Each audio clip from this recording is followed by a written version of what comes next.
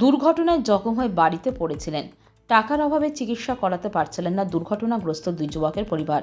সে অসহায় পরিবারের পাশে দাঁড়ালেন শিক্ষক তথা জেলা পরিষদের সদস্য বুলবুল খান।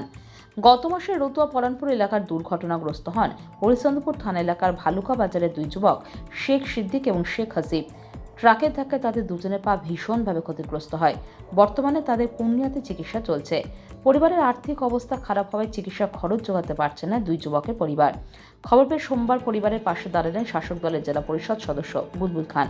এই দিনে দুই যুবকের পরিবারের সঙ্গে দেখা করেন জেলা পরিষদ সদস্য। তাদের হাতে আর্থিক সাহায্য তুলে দেন এবং আগামীতে চিকিৎসার খরচ সাধ্যমতন দেবেন বলেও জানান।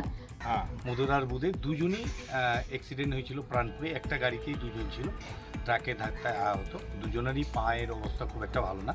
তারা পূর্ণিয়াতে অপারেশন করে এসছে। তো আমরা এখানে আসলাম, একদিন এসেছিলাম, ঘুরে গেছিলাম, তারা ছিল না বাড়িতে। তো আজকে এসে তাদেরকে আমাদের আর্থিক সাহায্য করা হয়েছে। এখানে আমাদের মেম্বার থেকে শুরু করে সব ইন্স্যুরেন্সের, এখন তো এলপি গাড়ির সম্পূর্ণ পেপারস ঠিক থাকে, তো তারা তো কোনো রকম সাহায্য করেনি। তো আমরা ব্যক্তিগত হিসাবে সবাই মিলে সাহায্য করেছি। আর এখানে যেহেতু এখানে ইস্যু আর আমাদের যে মধুদা মেম্বার আছে, তারা উকিলকে ঠিক করেছেন, ইন্স্যুরেন্সের দিক দিয়ে তারা একটা ক্লেম করেছেন। সে ক্লেমটা ঠিকঠাকভাবে হয়তো পেয়েও যাবে। ইনারা সব কিছু দায়িত্ব নিয়ে নিয়েছেন আর কি। Bureau news, Bangla Times.